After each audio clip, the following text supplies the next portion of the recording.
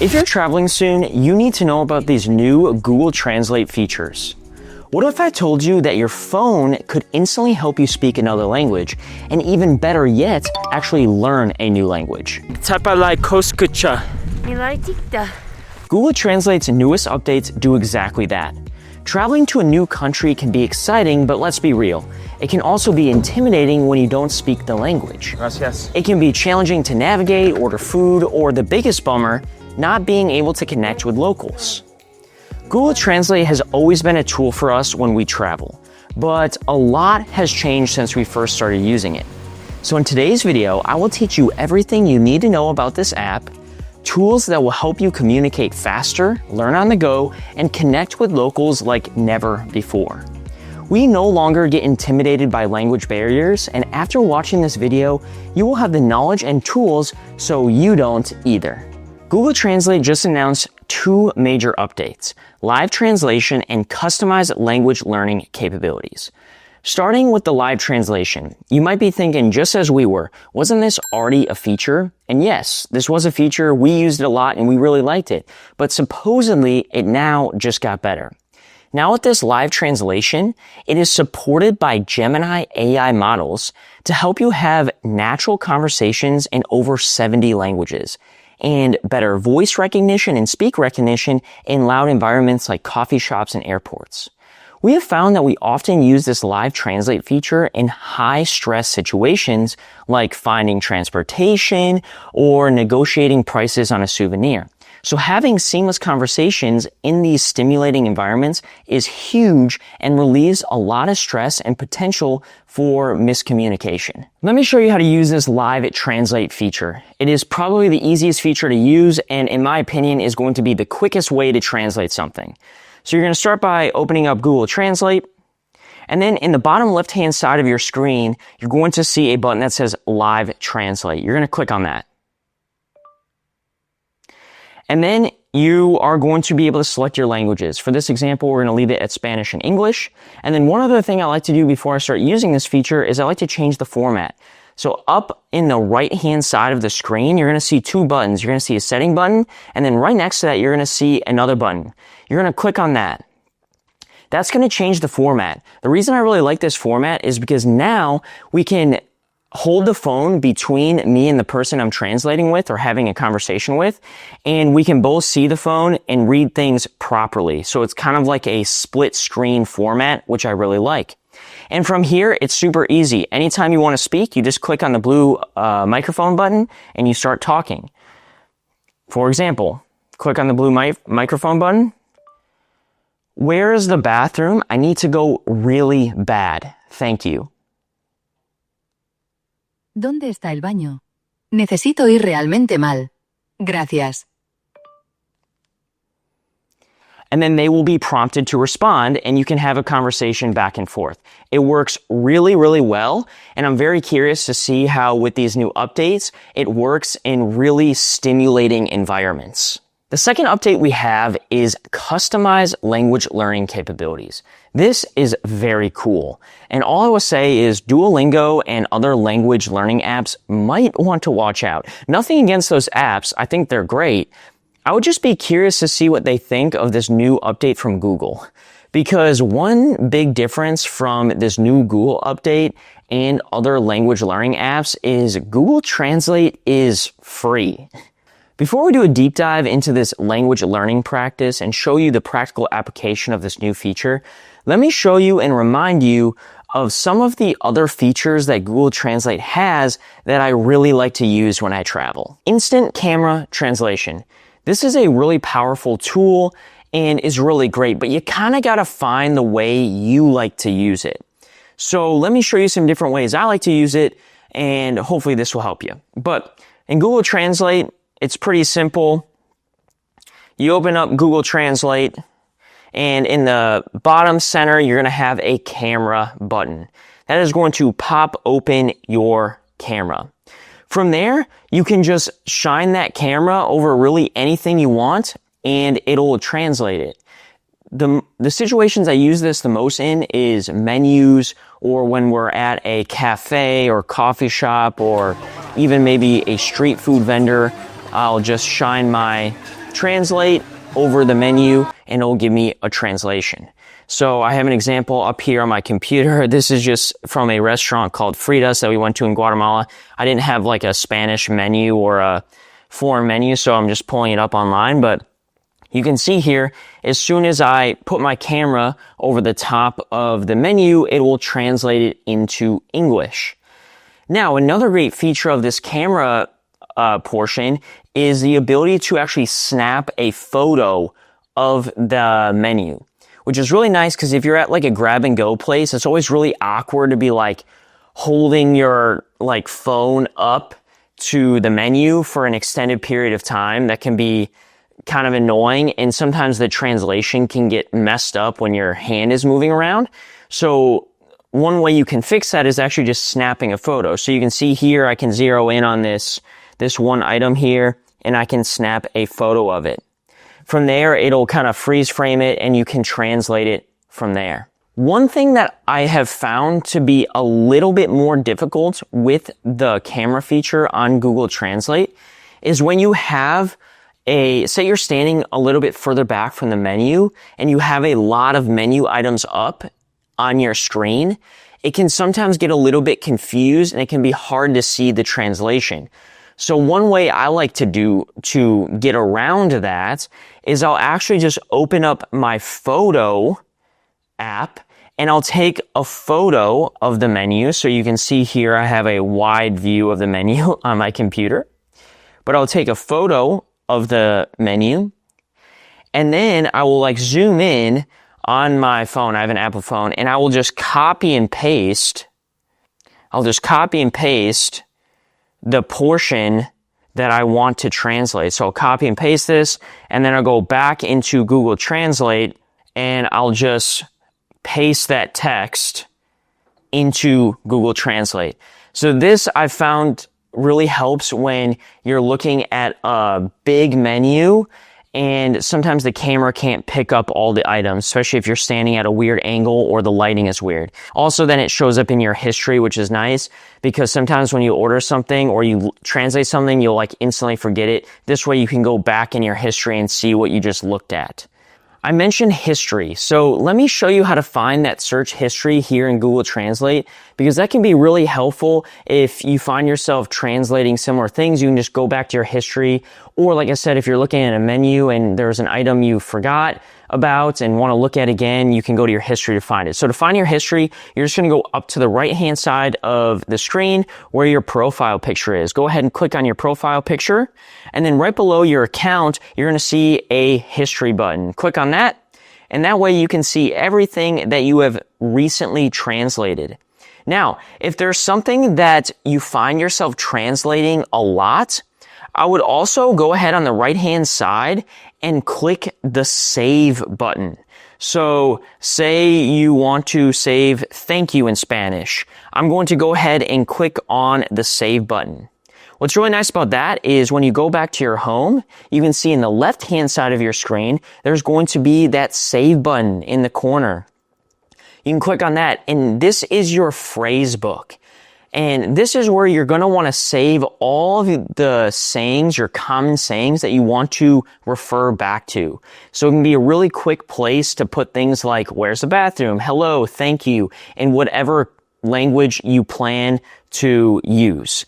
So oftentimes before a trip, what I'll do is I'll go into my Phrasebook and I'll save very common sayings. Okay, the last feature I wanted to mention before getting to my favorite new update, and might be why you're still even watching this video, but before we get there, one last feature I want to mention that's really important is offline downloads. This is, if you're going to listen to anything that I mentioned in today's video, downloading your language before you travel is so important. We have found so many times that when you need Google Translate the most, oftentimes you're in situations where you maybe don't have Wi-Fi and you don't have access to reliable data, and you still need to be able to communicate. So downloading your language before you go is a really great way to prevent any potential issues and stress. And to download a language is super easy. You're going to go ahead and just click on the languages in the bottom, and all the languages are going to pull up, and you're just going to see like an arrow or download button to the left of each language, and you can just click download and download any language that you want for offline use. So again, click on Spanish, download Spanish, and then you will be good to go for the rest of your trip communicating via Google Translate even when you don't have internet access. Really important. Don't forget to do this one. Finally, now for the new feature that has me most excited. Practice. I've always been jealous of people who can travel and speak multiple languages, but let's be honest, learning a new language can be hard, time-consuming, and very overwhelming. This new practice feature on Google Translate might help with that. So let me show you. In the bottom right-hand corner, you should now see a button or feature called Practice.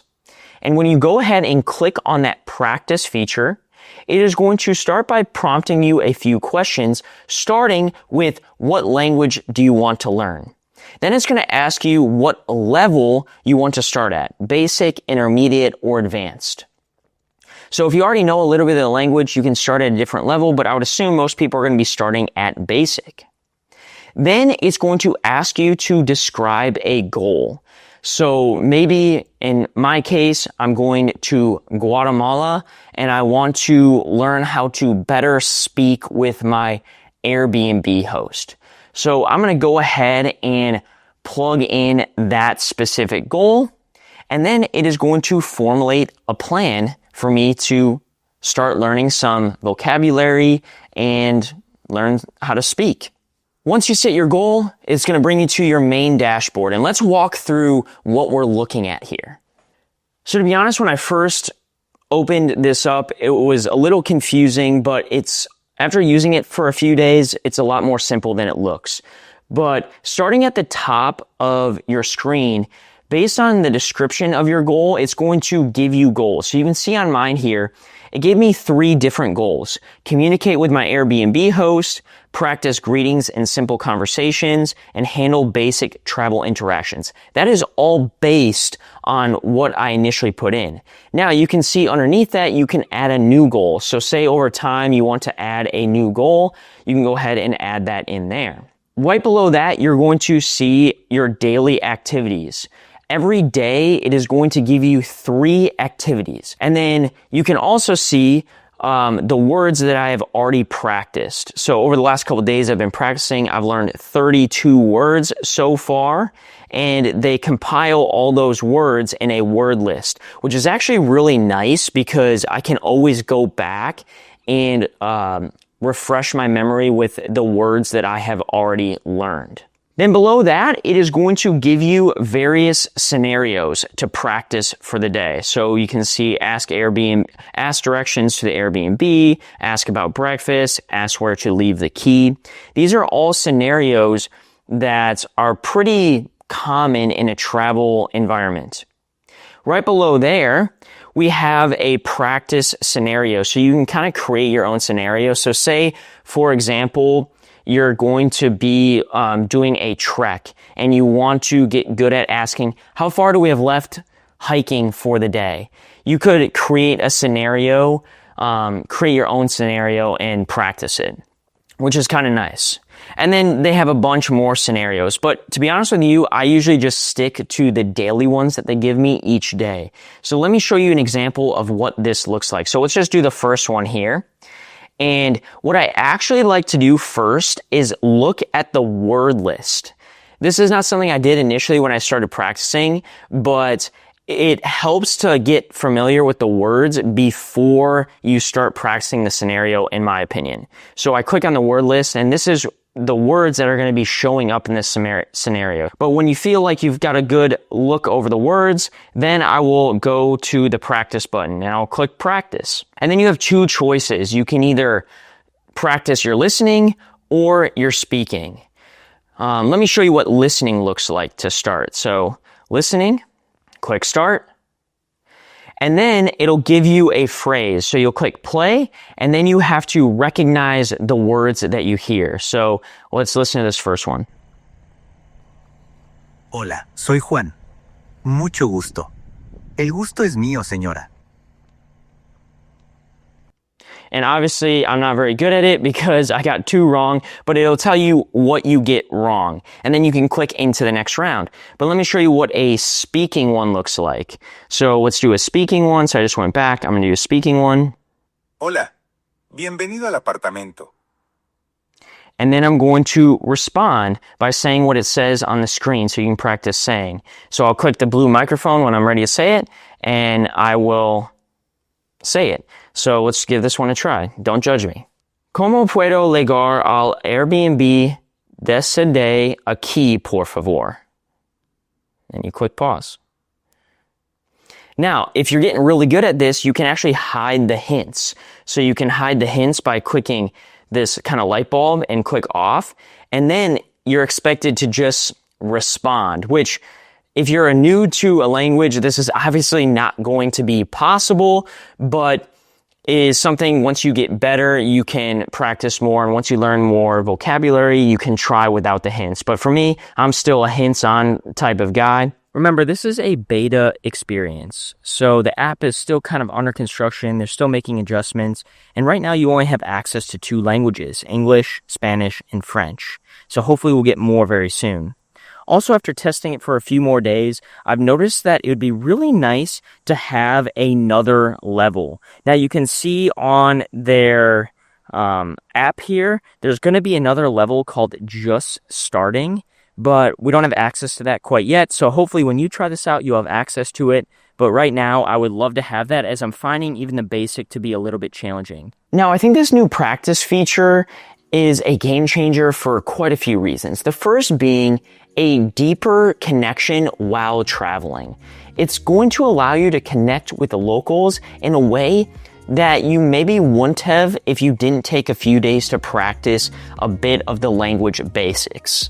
In our experience, if you can even just try a little bit to learn some of the local language, you're going to have experiences and memories that you otherwise wouldn't have had. Second, learning a language is really overwhelming, and this creates a very specific plan based on your goals, so that way you're not wasting any of your time learning stuff that you might not actually use. And the last reason this might be a game changer for you is that it's free, which is so nice. So if you have Google Translate, you have access to this. And I would probably imagine I will be using this most probably a week or 2 before I travel, and that way I can refresh on basic sayings in the local language. Let me know down in the comments, have you tried this new practice feature on Google Translate? If so, let me know what you think about it. If not, I would highly recommend giving it a try. So, you have all the knowledge you need to get the most out of Google Translate, which might just be one of the most powerful travel tools to support connection.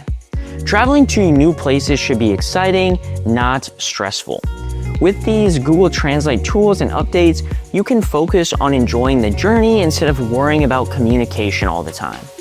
And don't forget to download the language you plan to use before you go. You will be able to travel with a lot more confidence, so don't forget that. If you enjoyed this video though, I would also recommend checking out the video I made about how to find cheap flights on Google Flights. If you're someone that likes to travel and likes to save a bit of money, that's a great video to watch. If you enjoyed this one though, please give it a thumbs up, as well as subscribe to our channel for more content like this. We will see you in the next video.